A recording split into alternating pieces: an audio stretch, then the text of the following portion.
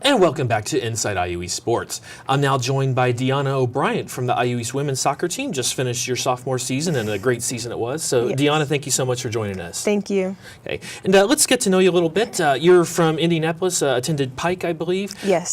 Just talk about how you first heard about IU East and the process that led to you to decide to play here.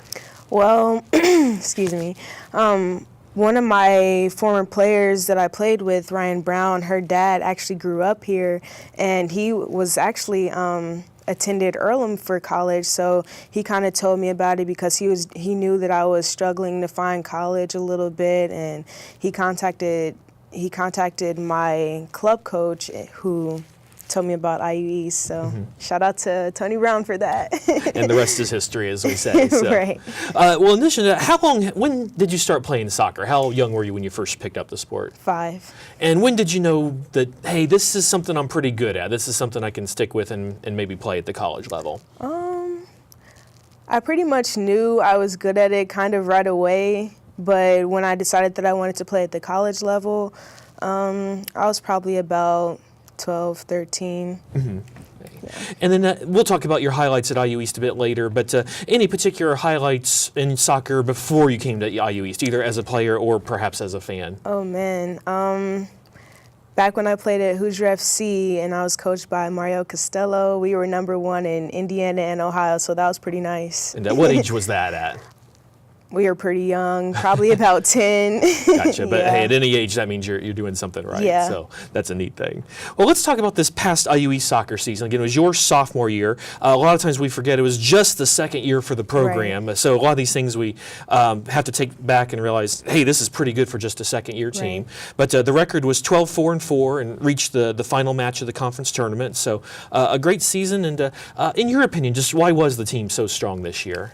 I just feel like we had a lot of key players and like all across the board. So it kind of helped with when there was a key player in the defense that just helped to clear the ball out to find the midfield, to find the forward so you could put the ball in the back of the net. So it was just a lot of skill all across the board. Right. So to have that record, you have to have right. good things everywhere. Right. A lot of highlights with 12 wins. What do you consider to be maybe the season highlight or the best game for the team as a whole? Definitely when we played Rio Grande, because last year that was a tough game for us. We kind of got the short end of the stick, but this year we came back and smacked them down 3-0, so it was nice. And that was the first round of the conference tournament, if I remember right. Yes. So it was nice to obviously get things rolling in the postseason with right. that win. For yourself, what do you consider to be the best game that you played this past season? Maybe one or two games that stand out. Definitely into the conference games. I would say Rio and probably Asbury, I'm not sure. Which both of those ended in a tie, but they won the conference, so to right. be dead even with them is obviously a good thing, or a good right. showing by us. For our fans that maybe haven't seen an IU East soccer match, if you could describe your own role on the team. I believe it's a little bit different this year than maybe it was last year, but describe what your role on the team was. Just being that strong person in the middle of the field to try to find the forwards and create plays and shut down the other team. Well, and for those of us that maybe aren't soccer experts, why is that important? I mean, I understand what you're saying, but why is it important to have someone in the middle that can do that? What benefits does that create for everyone else? Well, the midfield is basically the playmakers of the team. So if you don't have a midfield, you kind of don't have, you know what I'm saying? It's just like we, between the defensive mid and the attacking mid, the defensive mid stops the other team like when they're attacking and finds the attacking mid, and it's just the beginning of the attack. Gotcha. So then for yourself, how do you know you played a good game? For those of us in my line of work, pretty much we get a sheet that says these people scored goals, these people scored assists, but you can have a great game right. without necessarily having a goal or an assist. Oh, for sure. So how do you measure yourself whether you've done well or not? When I feel I put in my best work. Like when I feel like that I know I put everything onto the field and I left nothing in the tank at the end. So. And a lot of people noticed you were doing good work. You made the all-conference first team for the second year in a row. What do you think maybe the coaches vote for it, so the other coaches obviously saw something. Right. What do you think maybe the other coaches around the conference saw in your play this year that led them to put you on the all-conference team again?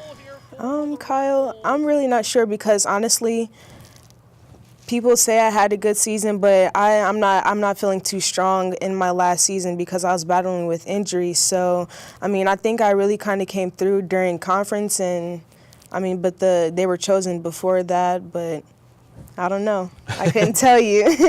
Well, again, hopefully back and healthy. You got 2 more years Yes. left. Some of the goals, both for yourself and for the program as a whole, for the next couple of years that you have in mind. Winning conference. I like how you look at the camera, so everyone that watches will see that. Right. So close this year.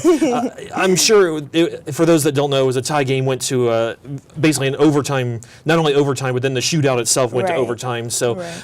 on one hand, I'm sure it was no fun coming out on the short end of that, Yeah. but I assume if there's any such thing as motivation, I got to believe that's for sure. quite a motivator for the team. Can't cry over spilled milk, so just got to go out and get them next year. There we go. So now we want to shift gears. You're interested in sports broadcasting, so that's one of the Correct. reasons we wanted to have you on the show. Talk about what first got you interested in sports broadcasting. Well, I've kind of when I was younger, it's kind of funny. At practices, I used to always commentate our practices. Like when we scrimmaged, I'd be like, oh, and O'Brien has a shot and she scores or something like that. So I've kind of always been interested in it, and I kind of veered off from it for a little bit. But my freshman year, I had my first year seminar teacher, Prudence Nelson. She had us dive into what we would like to do with our career and stuff in the future. And she actually recommended sports broadcasting for me. And that's kind of when I shifted my gears back into doing that. So. I gotta say, if you were doing that while practicing, you had to be in great shape, because I have enough trouble breathing, much less trying to broadcast while I do any kind of sports. So maybe that's what the other coaches saw in that. But now you got the chance, we were able to have you on the call for some of the men's soccer matches this fall. Yes. Did a great job. What are some of the things that you really enjoyed about now actually getting to get behind the mic? Actually, it was showing my personality behind the mics, because you could definitely tell I was excited, I feel because there were some really good goals that were scored this year, and it just made me just jump out my seat and hoop and holler, and I understand the game, so it's easy for me to call it play by play. So it was a lot of fun. We definitely appreciate that, bringing your knowledge of the game to the booth. It seemed like you were a pretty good luck charm once you started calling the games, is about when they hit their winning streak. So there were a lot of goals you got to call as well. Absolutely. Are there maybe 1 or 2 that stand out in your mind that you thought you had a really good goal call for? I don't know. I can't pinpoint just 1 or 2 of them. There were a few of them that scored by Dennis Herrera. He had some beautiful goals this year, so it was fun calling those. And when Brandon Bates got his goal, it was nice. It was fun to call. I remember both of those, and they Yes. were good ones. And Dennis had several hat tricks, or multiple hat tricks as well. Right. You were on the spot to identify the third one, so Yes. we appreciated that. Yes. And long term, after IU East, what would be maybe your career hopes or even your dream job in sports broadcasting? As of right now, I'm kind of shifting from wanting to be on ESPN to actually wanting to have my own business and being a sports psychologist, because I find that once your head is in the game, everything else comes with it, because if your head's not in the game, what are you going to do, So, I'm kind of big on, getting your mind right before games and stuff like that. So, we'll see. Okay. And then got soccer, got classes, you're helping us out with the broadcast. Other activities, interests, or hobbies, if you have time for any of them, but other activities or interests outside of soccer and school that you might have?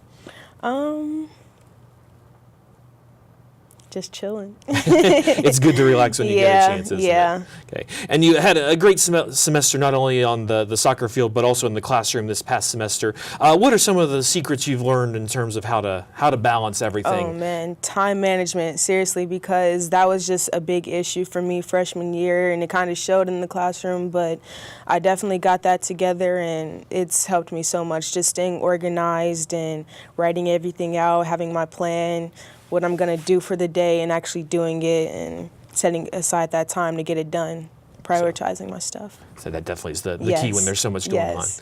on. Can't let you go without this one last question. You're the career goals leader here at IU East through the program's first 2 seasons. Any 1 or 2 goals that you've scored in your first couple of years that you consider your favorite or that stand out in your mind?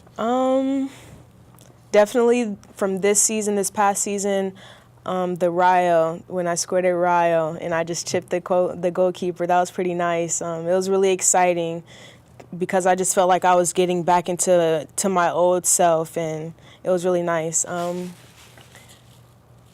I remember there was another game where I scored a hat trick, so that was pretty nice too. Yeah. Like I those remember goals. that was against Carlo your freshman year, and yeah. that was a 4-4 game. So as a fan, it was fun to watch. As a player, I'm sure you wish you held them to less than 4. But, yeah. Okay.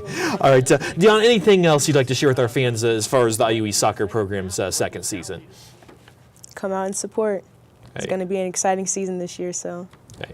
And that'll kick back off next August, maybe September. The schedule, when we have it, it'll be at iueredwolves.com, where you can follow all of IU East Athletics. We'd like to thank you so much for joining us. I'm Kyle Wright from the IU East Athletic Department. This has been Inside IUE Sports, and we'll see you next time.